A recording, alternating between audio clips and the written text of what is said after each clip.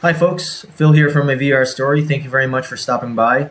This is a quick video on the 3D model of a restaurant made for a client, and it's currently being developed and updated. So what we have here is that same 3D model that can be viewed on the AVR Story website.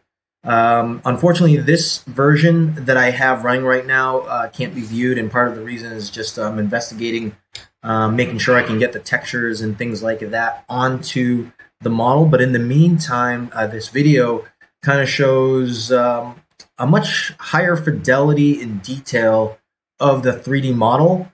And I'm really excited to show this because it really gives a lot more depth and kind of just makes it much easier to visualize what the concept is going to be about. Obviously, a lot of these textures and things like that are actually going to be changing in the near time, but I wanted to be able to test out moving it over from different applications onto this one, which I just wanted to record a video on it. And as you can see, it's the quality is really good. We got some very high resolution textures and things like that, and lighting with no roof yet, but we will have that eventually.